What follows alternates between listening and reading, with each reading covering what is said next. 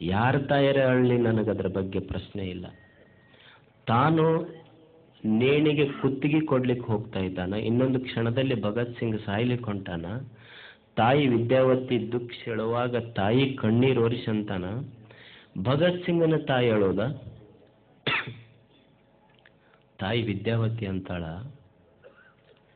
ಇಲ್ಲ ಮಗ ಭಗತ್, ನೀನ್ ನೇಣಗಂಬಕ್ಕೆ ಹೊಂಟಿ ಅಂತ ನನಗೆ ದುಃಖ ಇಲ್ಲ ಮಗ.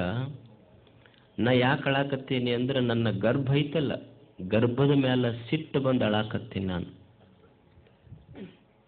ಯಾಕಂದ್ರೆ ಈ ಗರ್ಭಕ್ಕೆ ಕೇವಲ ಒಬ್ಬನೇ ಒಬ್ಬ ಭಗತ್ ಸಿಂಗನನ್ನು ಜನ್ಮ ಕೊಡುವ ಸಾಮರ್ಥ್ಯ ಕೊಟ್ಟನಲ್ಲ ಭಗವಂತ. ಅಕಸ್ಮಾತ್ ಇನ್ನೊಬ್ಬ ಭಗತ್ ಸಿಂಗನಿಗೆ ಗರ್ಭ ಇರುವಂತ ಸಾಮರ್ಥ್ಯ ನನಗೆ ಗರ್ಭಕ್ಕೆ ಕೊಟ್ಟಿದ್ರೆ ಅವನಿಗೂ ಸಹಿತ ಈ ದೇಶಕ್ಕಾಗಿ ಪ್ರಾಣ ಕೊಡ್ಲಿಕ್ಕೆ ಕಳಿಸ್ತಿದ್ದೆ ನಾನು. ನಮ್ಮ ತಾಯಂದಿರಿಗೆ ವಿದ್ಯಾವತಿ ಆದರ್ಶ ಆಗಬೇಕು. ಎಷ್ಟು ದೊಡ್ಡ ಮಾತು. ಒಬ್ಬ ಶಿಲ್ಪಿ ಇದ್ದ, ಶಿಲ್ಪಿ. ನಾ ಹೇಳುದು, ಈ ದೇಹ ಹೆಂಗೆ ಬಳಸ್ಕೊಂಡ್ರವ್ರು ಎಷ್ಟು ಒಳ್ಳೇದಕ್ಕೆ ಉಪಯೋಗ ಆಗ್ತಿದ್ವು ಅಂತ.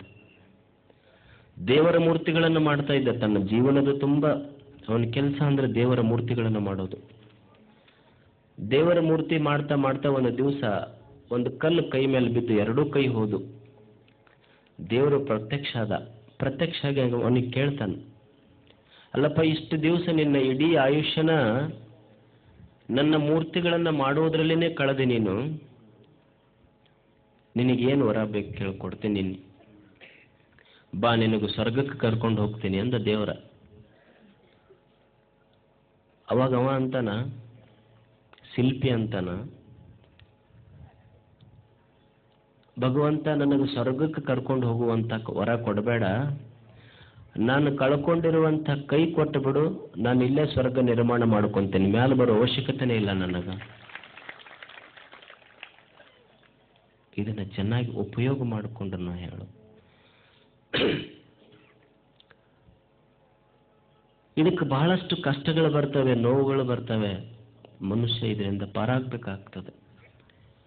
ನಮ್ಮಲ್ಲಿ ನಿಜಗುಣ ಶಿವಯೋಗಿಗಳಂತಿದ್ರು, ಅವರೊಂದು ಒಳ್ಳೆ ಮಾತು ಬರೀತಾರೆ. ಭಗವಂತ, ನಾನು ನಿನ್ನ ಗುಡಿಗೆ ಬರ್ತೀನಲ್ಲ,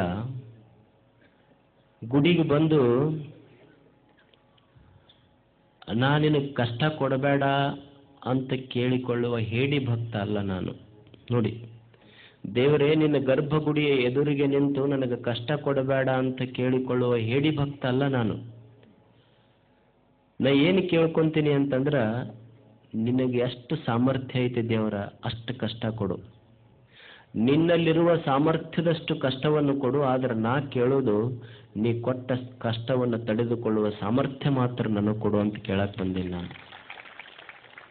ಈ ದೇಹವನ್ನು ಬಳಸ್ಕೊಂಡ ಪರಿ ಅದ್ಭುತ ಅದ ಅಂತ.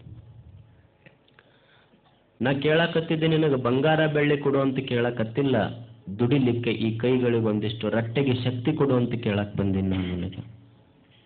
ನೋಡಿ, ಇದನ್ನು ಬಳಸ್ಕೊಂಡ್ರವರು. ಮನುಷ್ಯ ಏನು ಕಷ್ಟಪಟ್ಟು ದುಡಿದು ಬದುಕ್ತಾನಲ್ಲ, ಅವನ ಬದುಕಿನ ಒಂದು ಇಮೇಜ್ ಸ್ಟೈಲ ಬೇರೆ ಇರ್ತದೆ. ನೀವು ನೋಡಿ, ಸುಮ್ಮನೆ ಸಾಮಾನ್ಯ ಉದಾಹರಣೆ ಹೇಳ್ತೀನಿ ನಾನು. ಕಷ್ಟಪಟ್ಟು ದುಡಿದು ತಾವು ರೊಕ್ಕ ಕೊಟ್ಟು ಖರೀದಿ ಮಾಡಿ ಸ್ಲೀಪರ್ ಹಾಕೊಂಡು ಅಡ್ಡಾಡೋರು ಸ್ಟೈಲ ಬೇರೆ, ಮತ್ತು ಜಾತ್ರೆಯಾಗ ಮಠದ ಮುಂದೆ ಬಿಟ್ಟು ಸ್ಲೀಪರ್ ಹಾಕೊಂಡು ಅಡ್ಡಾಡೋ ಸ್ಟೈಲ ಬೇರೆ. ನಾ ಹೇಳೋದು ಹಾಕೊಂತಾರಂತಲ್ಲ, ಸ್ಟೈಲ್ ಬಗ್ಗೆ ಹೇಳಕತ್ತೀನಿ ನಾನು ನಿಮಗೆ. ತಮ್ಮ ರೊಕ್ಕದ್ಲೇ ಹಾಕೊಂಡು ಸ್ಲೀಪರ್ ಹಾಕೊಂಡವ್ರ ಸ್ಟೈಲ್ ಬೇರೆ ಇರುತ್ತೆ, ಚಂದ ಅಡ್ಡಾಡ್ತಿರ್ತಾರೆ, ಟೆನ್ಷನ್ ಇರೋದಿಲ್ಲ ಅವ್ರಿಗೆ. ಮತ್ತು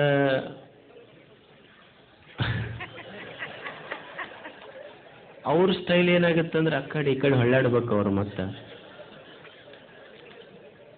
ಮತ್ತು ನಿಮಗೆ ಇನ್ನೂ ಒಂದು ಭಾಳ ವಿಶೇಷ ಹೇಳ್ತೀನಿ ನಾನು.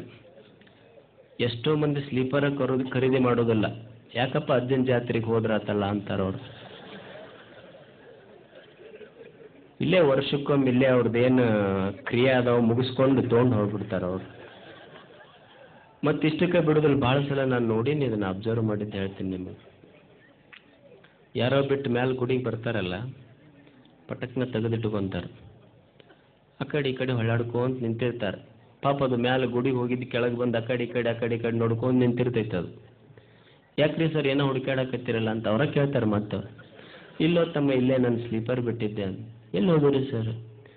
ಇಲ್ಲ ಯಾರೋ ತೊಗೊಂಡ್ರ ತಮ್ಮ, ಭಾಳ ದುಷ್ಟರದಾರ ಸರ್, ಮಠ ಅನ್ನೋದಲ್ಲ ಮಾನ್ಯ ಅನ್ನೋದಿಲ್ಲ ಈ ಜನ ತೊಗೊಂಡವ್ರು ತಾವ. ಅಂದ್ರೆ ನಾ ಹೇಳಕತ್ತಿದ್ದು, ಮನುಷ್ಯ ತಾನು ಕಷ್ಟಪಟ್ಟು ದುಡಿದದ್ದೇನೈತಲ್ಲ ಅದರೊಳಗೊಂದು ಮಜಾನ ಬೇರೆ ಇರ್ತದೆ. ಈ ಮನುಷ್ಯ ಈ ದೇಹವನ್ನ ದಂಡಿಸ್ಬೇಕು. ಮತ್ತು ದುಡಿದದಲ್ಲ, ಇದು ಕೇವಲ ಮನುಷ್ಯ ಹಣ ಗಳಿಸೋದು ಬದುಕುದೇನದಲ್ಲ, ಹಣ ಗಳಿಸ್ಲಿಕ್ಕಾಗಲ್ಲ. ಬದುಕುದೇನದಲ್ಲ, ಅದು ಹಣ ಗಳಿಸ್ಲಿಕ್ಕಾಗಲ್ಲ. ಹಣ ಎದಕ್ಕೆ ಗಳಿಸ್ಬೇಕು ಅಂದ್ರೆ ಸುಮ್ಮನೆ ಬದುಕು ನಡಿಬೇಕಪ್ಪ, ಅಷ್ಟರ ಪೂರ್ತಿ ಹಣ ಇದ್ದರೆ ಸಾಕು. ಮನುಷ್ಯಗ ನೀವು ದುಡ್ಡು ಅಂತೀವಲ್ಲ ನಾವೆಲ್ಲ, ಈ ದುಡ್ಡಿನಿಂದ, ಹಣದಿಂದ ನಾವು ಬರೇ ಹಾಸಿಗೆ ಖರೀದಿ ಮಾಡಬಹುದು, ನಿದ್ದೆ ಯಾರ ಖರೀದಿ ಮಾಡ್ಯಾರ? ಅಲ್ಲ. ರೊಕ್ಕದಿಂದ ಹಾಸಿಗೆ ಖರೀದಿ ಮಾಡಿದವ್ರು ಅದಾರ, ನಿದ್ದೆ ಯಾರಿಗೆ ಖರೀದಿ ಮಾಡೋಕ್ಕಾಗೋದಿಲ್ಲ. ರೊಕ್ಕದಿಂದ ಪುಸ್ತಕ ಖರೀದಿ ಮಾಡಿದವ್ರು ಅದಾರ, ಜ್ಞಾನ ಯಾರಿಗಾರ ಖರೀದಿ ಮಾಡೋಕ್ಕಾಗತ್ತೆ? ಸಾಧ್ಯ ಇಲ್ಲ. ರೊಕ್ಕದಿಂದ ಔಷಧಿ ಖರೀದಿ ಮಾಡಬಹುದು, ಆರೋಗ್ಯ ಖರೀದಿ ಮಾಡೋಕ್ಕಾಗೋದಿಲ್ಲ. ಅದಕ್ಕೆ ದೇಹ ಐತಲ್ಲ ಕೇವಲ ಗಳಿಸೋದಕ್ಕಲ್ಲ, ಇದನ್ನೊಂದಿಷ್ಟು ಒಳ್ಳೆಯದಕ್ಕೆ ಬಳಸಿಬಿಟ್ರೆ ಗವಿಸಿದ್ದನ ಸನ್ನಿಧಾನನೇ ಸಿಗ್ತದೆ ಮನುಷ್ಯಗೆ. ಅದನ್ನೆಲ್ಲ ನೀವು ನೋಡಿ ಅಷ್ಟು ಒಳ್ಳೆ ಕೆಲಸ ಮಾಡಿರಿ. ಇದನ್ನ ಎಷ್ಟೋ ಜನ